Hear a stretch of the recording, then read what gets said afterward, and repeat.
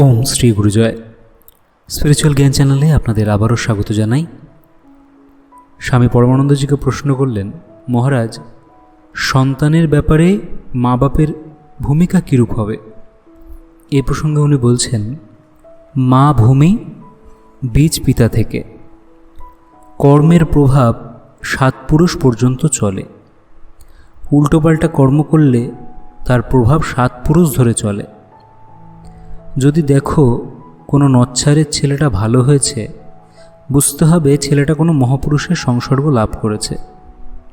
মহাপুরুষ চাঁটি মেরে চিন্তাধারা পরিবর্তন করে দেন। আবার অন্ন দোষ বলে কথা আছে।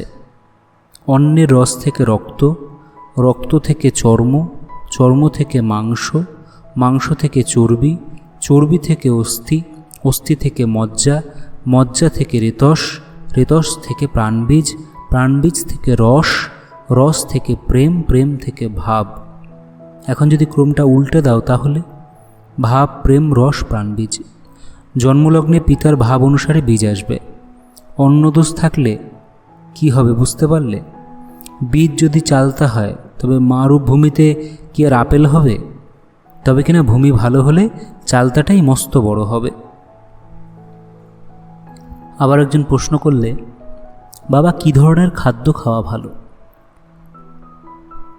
উনি বলছেন, নিরামিষ খাদ্য তেমন কই, প্রায় সবই তো আমিষ বা প্রাণীজ খাদ্য। শিশু জন্মের পরে দুধ খায়, তাও প্রাণীজ বা আমিষ। যারা দুধ, ঘি, মধু খায় তারাও আমিষই খায়। খাদ্য মূলত 3 শ্রেণীর: সাত্ত্বিক, রাজসিক এবং তামসিক। সদ্য রান্না করা ভাত সাত্ত্বিক, ফ্রাইড রাইস রাজসিক, জল ভাত বা পান্তা ভাত তামসিক। দেখো, খাদ্য একটা অভ্যাস, তবে হ্যাঁ, প্রকৃতিগতভাবে মানুষ নিরামিষাশী। অপর একজন প্রশ্ন করলেন, মহারাজ, আহার বিহার বলতে কি বোঝায়?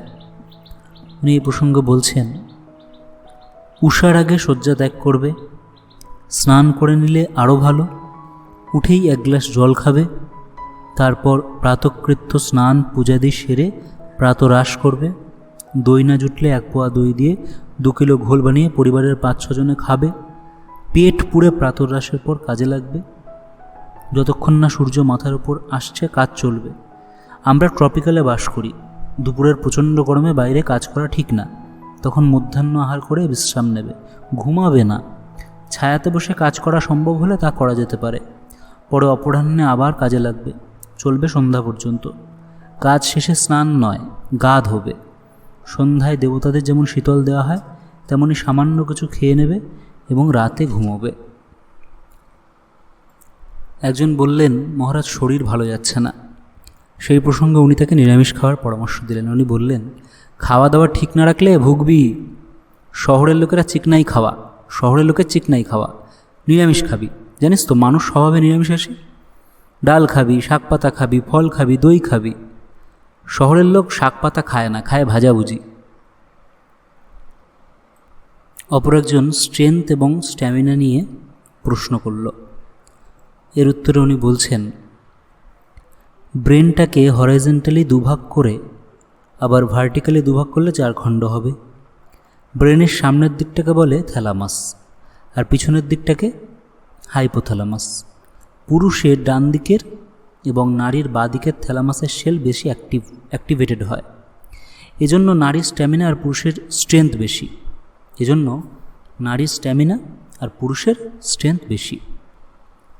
আপৎকালে দেখা গেছে বুদ্ধিমতী নারীও হতবুদ্ধি হয়ে পড়ে। অন্যদিকে অ্যালবেলে যে পুরুষ, সেও তৎক্ষণাৎ ওই সংকটে সিদ্ধান্ত নিয়ে নেয়। আবার দেখা যায় বউটা মরে গেলে লোকটা যেন অসহায় হয়ে পড়ে, কিন্তু স্বামী মরে গেলেও একটু বাদে স্ত্রী ছেলেটাকে কোলে করে জুঝবার জন্য দৃঢ় হয়ে দাঁড়িয়ে পড়ে। এসব তো থ্যালামাসের কথা। হাইপোথ্যালামাসের সেল অ্যাক্টিভেট করার উপায় কি? চোখের কালো মণির সাথে হাইপোথ্যালামাসের যোগ রয়েছে। চোখ দেখে বলে দেওয়া যায় কে ভীত কিংবা কার বদমতলব। পিছনে লাঠি লুকিয়ে হাতের ইশারায় বা মুখে পুষি পুষি করে ডাকলেও বিড়ালটা চোখের দিকে তাকিয়ে বুঝে নেয় যে বদমতলব কিছু একটা আছে। হাইপোথ্যালামাস জাগাবার জন্য চাই ত্রাটক, অর্থাৎ 2 চোখের নজর এক বিন্দুতে আনা। তা নাসিকাগ্রেই হোক বা আজ্ঞাচক্রে। যে যত বেশি আজ্ঞাচক্রে মন রাখে সে তত বেশি তীক্ষ্ণ বুদ্ধি লাভ করে। যাদের চোখ চঞ্চল তারা চঞ্চল প্রকৃতির। যারা আর চোখে দেখে তাদের স্বভাবও বাঁকা। যার চোখ বেশি পিটপিট করে তার মন চঞ্চল, আর যার চোখ স্থির তার মনও স্থির। হাসে কে? চোখই হাসে। ইতর প্রাণীও স্মাইল করে, চোখে ধরা যায়। ভিলেন সর্দার কালো চশমা পরে কেন? চোখ আড়াল করে রাখার জন্য। মুখে হয়তো হাসি, কিন্তু চোখে রয়েছে প্রচণ্ড হিংসা। আজকের আলোচনা এখানেই শেষ করছি। সবাই ভালো থাকবেন, সুস্থ থাকবেন। ওম শ্রী গুরু জয়, শ্রী গুরু জয়, শ্রী গুরু জয়।